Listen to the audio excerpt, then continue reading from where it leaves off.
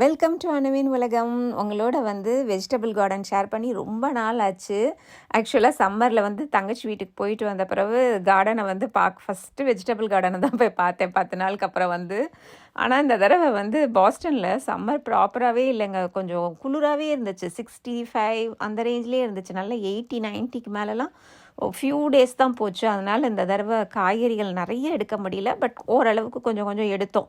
So அதனால் என்ன பண்ணியிருக்கேன் இந்த வீடியோவில் அப்படின்னா, நாங்கள் சம்மர் டைமில் காய் அறுவடை பண்ணதை இன்றைக்கி காமிக்க போகிறேன். அதுக்கப்புறம் த்ரூ அவுட் சீசன், அதாவது எங்களுக்கு சம்மரில் ஆகஸ்ட் 12ஆம் மேலே தாங்க காய்கறியே எடுக்க ஆரம்பித்தோம்.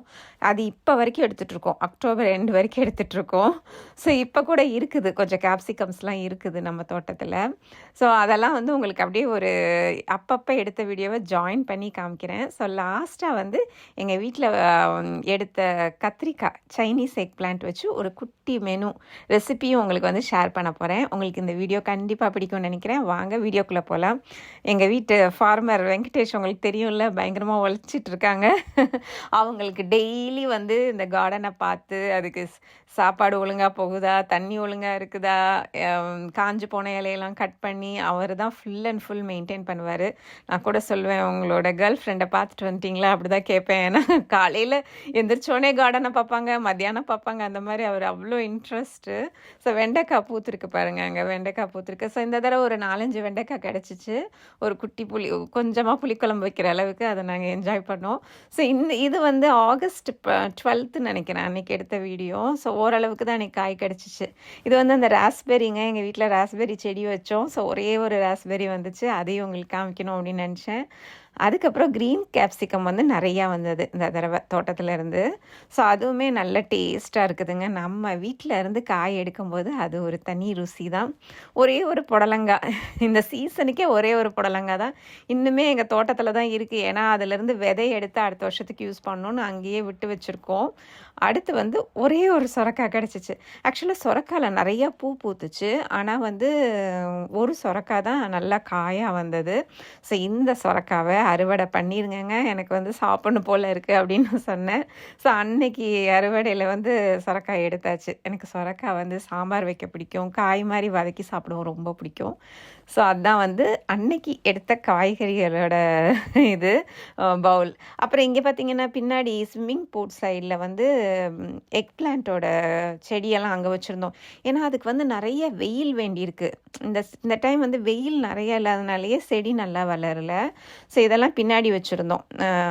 கத்திரிக்காய் செடி நல்லா அதுக்கப்புறம் வளர ஆரம்பிச்சிச்சு. ஸோ கத்திரிக்காய் இப்போ தான் அக்டோபரில் தாங்க கொஞ்சம் ஓரளவுக்கு 4-5 கத்திரிக்காய் எடுத்திருந்தோம்.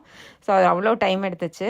இப்போ உங்களுக்கு இப்போ காமிக்க போகிற எல்லா ஃபோட்டோஸ் கலெக்ஷன்ஸ் த்ரூ அவுட் ஆகஸ்ட்லேருந்து அக்டோபர் வரைக்கும் எங்களுக்கு கிடைச்ச காய்கறிகள். ஸோ ஒரு டைம் அறுவடையில் சொரக்காய், 2 வெள்ளரிக்காய், 4 தக்காளி, ஒரு ஜுக்கினி கிடச்சிச்சு. ஜுக்கினி ஓரளவுக்கு இந்த தடவை கிடச்சிச்சு. தக்காளி தான் ஹைலைட்டு, நிறையா கிடச்சிச்சு. அதுக்கப்புறம் உருளைக்கிழங்கு சூப்பராக வந்துச்சுங்க. க்ரோ பேக்கில் வச்சுருந்தோம். நீங்கள் பார்த்தீங்கன்னா பழைய கார்டன் வீடியோ பார்த்தா உங்களுக்கு தெரியும். இந்த தக்காளி பாருங்கள், அப்பப்போ எடுத்தது தக்காளி இந்த தடவை ஒரு 7-8 கிலோ தக்காளியாவது வந்திருக்கும் எங்கள் தோட்டத்துலேருந்து. கேரட் இன்னும் அறுவடை பண்ணல, இருக்குது. ஸோ இதெல்லாம் அப்பப்போ எடுத்த காய்கறிகள். இந்த கத்திரிக்காய் முந்தா நேற்று எடுத்துகிட்டு வந்தாங்க கார்டன்லேருந்து. சைனீஸ் எக் பிளான்ட்டுங்க இந்த எக் பிளான்ட்டுக்கு பேர். நம்ம ஊர் கத்திரிக்காய் கிடையாது. ஸோ இந்த கத்திரிக்காயில் ஒரு சைனீஸ் டிஷ் செய்ய போகிறேன். Spicy garlic sauce with egg plant அப்படிங்கிற ஒரு டிஷ்ஷு. இது எனக்கு இங்கே இருக்கிற சைனீஸ் கடை, இங்கே ஷேஷ்வான் கவர்மெண்ட் அப்படின்னு ஒரு கடைக்கு அடிக்கடி போவோம். ஸோ அந்த கடையில் இந்த டிஷ் எனக்கு ரொம்ப பிடிக்கும். ஸோ அதை தான் நான் இன்றைக்கி ட்ரை பண்ண போகிறேன். எங்கள் வீட்டில் இருக்கிற இன்க்ரீடியன்ட்ஸ் வச்சே பண்ண போகிறேன். எக்ஸாக்டில் மெனுலாம் கிடையாதுங்க. நம்மக்கிட்ட இருக்கிற வரைக்கும் இருக்கிற இதை வச்சு நம்ம ட்ரை பண்ண போகிறோம். ஸோ என்ன பண்ண போகிறேன்னா, ஸ்டீம் பண்ண போகிறேன் எக் பிளான்ட்டை. ஸோ கீழே தண்ணி ஊற்றி வச்சுருக்கேன். மேலே அந்த இது இருக்குது, கத்திரிக்காய் பீசஸ் இருக்குது.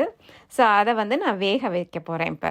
ஸோ வேக வச்சுட்டு இருக்கும்போதே இந்த பக்கம் இன்க்ரீடியன்ட்ஸ்லாம் எடுத்து வைக்கிறேன். இது ஷெஷ்வான் பெப்பரு, ஸோ அது வந்து சூப்பராக இருக்குது பாருங்கள் அந்த பெப்பரு. இது வந்து ஒரு காட்டம் சூப்பராக இருக்கும்.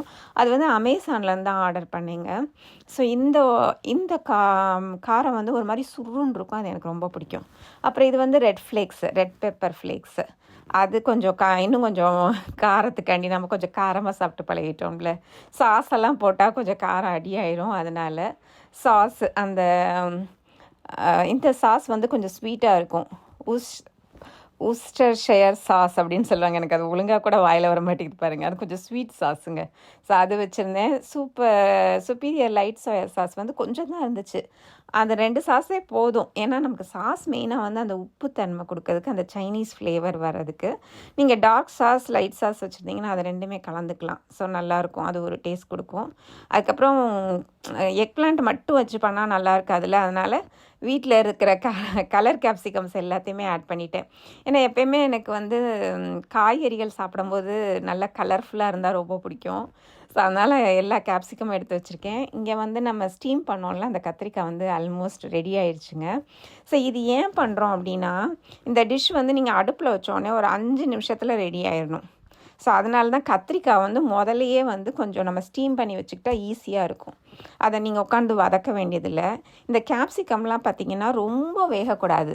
அது வந்து கொஞ்சம் நல்லா க்ரன்ச்சியாக இருக்கணும். அதனால் கொஞ்சம் ஃபாஸ்ட்டாக நம்ம குக் பண்ணிடலாம். மெயினாக வந்து கார்லிக்கு. ஸோ எண்ணெய் ஊற்றின உடனே கார்லிக் தான் நம்ம போடணும். அதுக்கப்புறம் தான் அந்த இது லேசாக அந்த வாசனை வந்தோடனே மித்த நம்ம கேப்சிகம்ஸ் என்னென்ன கலர் இருக்கோ எல்லா கலரும் போடுங்க. கேப்சிகமில் வந்து நிறைய விட்டமின் சி இருக்குது. அதனால் வந்து நிறைய இதை சேர்த்துக்கிட்டா நம்ம உடம்புக்கு ரொம்ப நல்லது. ஸோ எப்பயுமே வந்து எங்கள் வீட்டில் எவ்ரிடே ஒரு வேளை வந்து நான் கண்டிப்பாக கலர் கேப்சிகம் ஏதாவது ஒன்று யூஸ் பண்ணிகிட்டே தான் இருப்பேன். ஸோ இன்றைக்கி டிஷ்ஷில் வந்து எல்லோ, ரெட், க்ரீன் பெப்பர் நம்ம கார்டனில் இருக்குது இல்லையா, அதையும் எடுத்திருக்கேன். ஸோ இதை வதக்கிட்டு அதுக்கப்புறம் க்ரீனாக போடலாம் அப்படின்னு நினச்சேன்.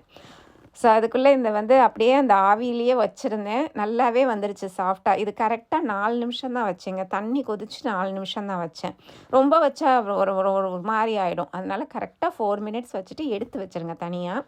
அப்புறம் இங்கே ரெடி ஆகும்போது நம்ம கொட்டிக்கலாம். ஸோ இது வந்து கொஞ்சம் வதங்கணும்ல. ஸோ மொத்தமாகவே இந்த டிஷ்ஷு செய்ய 10 மினிட்ஸ் தான் ஆகும். அந்த கத்திரிக்காய் இதாகிறதுக்குள்ளேயே நம்ம எல்லா ஜாமானையும் எடுத்து வச்சுக்கலாம். இந்த ஷெஸ்வான் பெப்பரை வந்து நொறுக்கிக்கிறேன் 1 2. ஏன்னா இல்லைன்னா பல்லில் போய் மாட்டிக்கிறது மிளகு மாதிரி. ஸோ இதை உடச்சிட்டோம்னா இன்னும் கொஞ்சம் நல்லா அந்த காட்டமுமே நல்லா ஏறும். அதனால் வந்து ஓரளவுக்கு தட்டிக்கலாம் அப்படின்னு நினச்சேன். ஸோ சூப்பராக பரபர நம்ம தட்டிட்டோம். அதை வந்து இந்த காய்கறியோடு நம்ம போட போகிறோம்.